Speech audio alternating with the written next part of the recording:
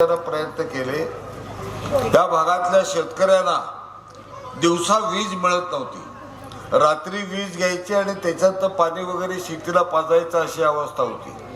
आमदारांच्याकडे काही महिन्याच्या पूर्वी काही तक्रारी आल्या, आम्हाला दिवसा वीज चालू करून द्या।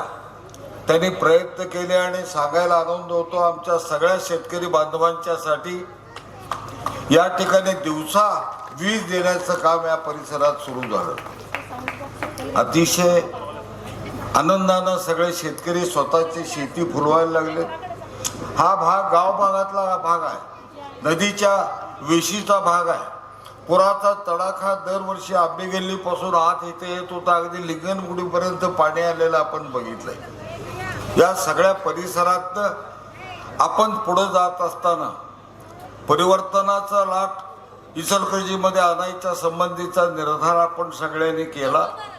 गावाचं वैभव वाढवण्याच्यासाठी प्रयत्न आपण केला आणि इकडं मागं तक्क्याजवळ आपण तिथं एक अतिशय चांगल्या पद्धतीचं चैत्य भवन आपण बांधून तिथल्या आमच्या बांधवांच्यासाठी एक नवीन दिशा, नवीन विचार, संविधानाचा विचार देण्याचं काम हे आपण केलं। इचलकरंजीमध्ये कधीही जातीवाद रुजला नाही। इचलकरंजी हे उद्योगातलं शहर आहे।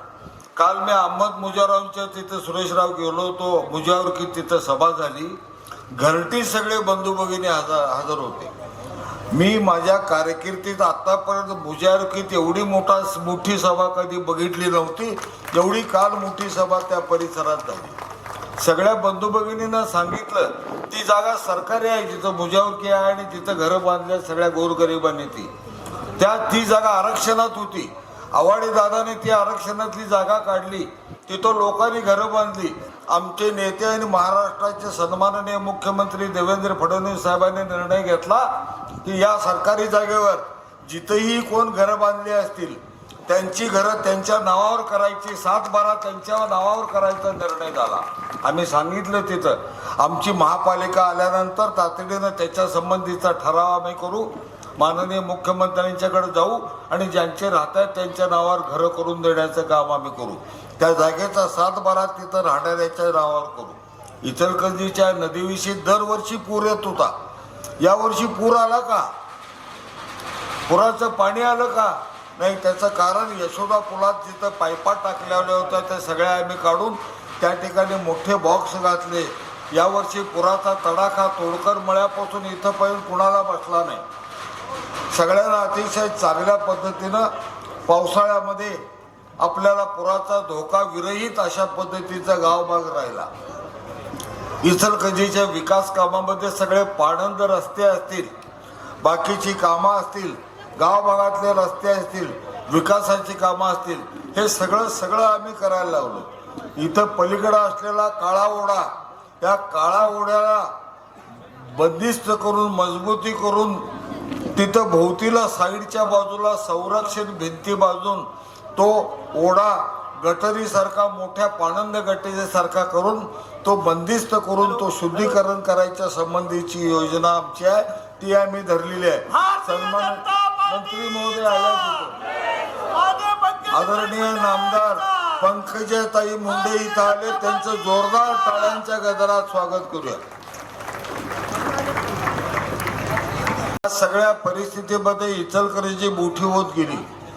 इचलकरंजीला मोठं करायचं काम इचलकरंजीतल्या सगळ्या 5 उमेदवार आहेत तिथं 5 भारतीय जनता पार्टीचा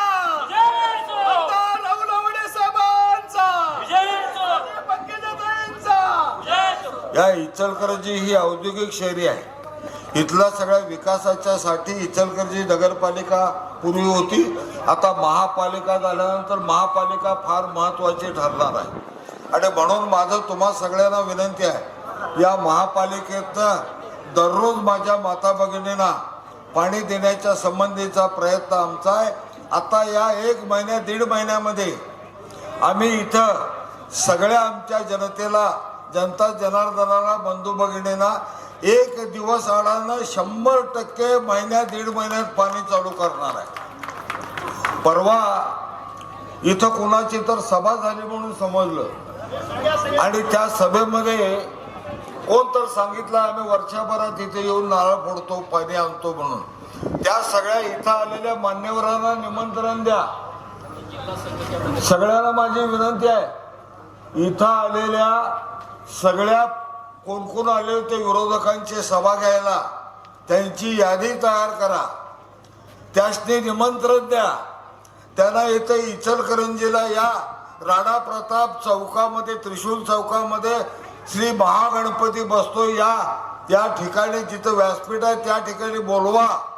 आणि तुम्ही जमलेल्या सगळ्या या भागातल्या माता भगिनीने रोज इचलकरंजीला एक दिवस आडानं पाणी कसं यायला लागलं आणि 6 टाक्या झाल्यानंतर दररोज पाणी कसं देणार आहे हे दाखवून देण्याच्यासाठी त्याला निमंत्रण देऊन बोलवा.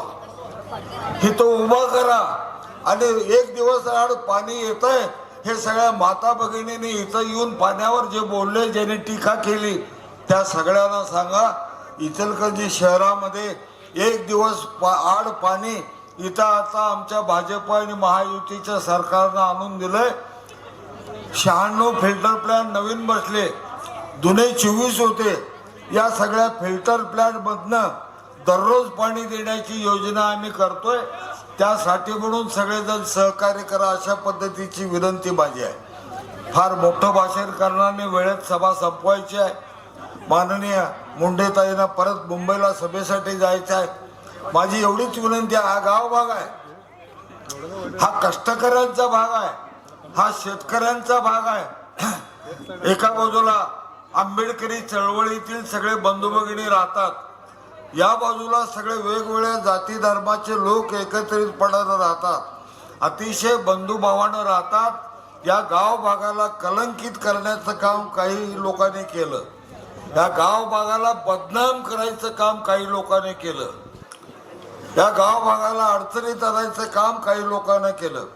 घराघरात लग्नाला आलेली मुलांची लग्न होत नाहीत अशा पद्धतीच्या तक्रारी इथले माता पिता येऊन आमच्याकडे सांगायचे, आमचा मुलगा त्याच्याबरोबर फिरतोय, ह्याच्याबरोबर फिरतोय म्हणून त्याचे यादीत नाव आहे, मुलगी कोण देत नाही म्हणून आम्हाला सांगत होते. माझी विनंती आहे, हे दुरुस्त करायची ही वेळ आहे.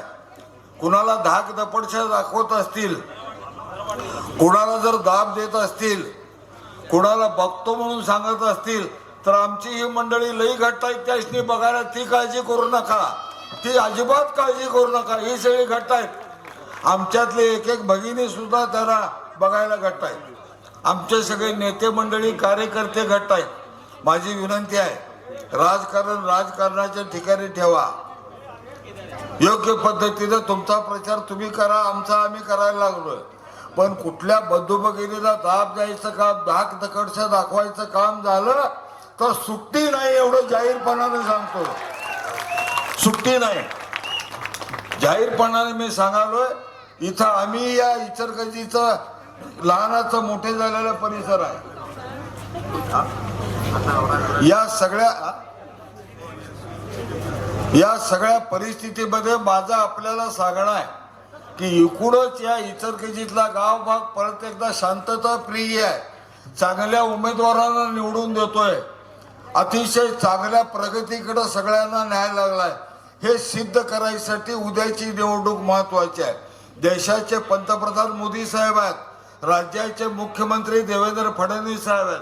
त्यांच्यावर विश्वास ठेवून परत एकदा गाव भागातले 5च्या 5 उमेदवार कमळ या चिन्हाचे बटन दाबून त्यांना विजयी करून महापालिकेत पाठवा.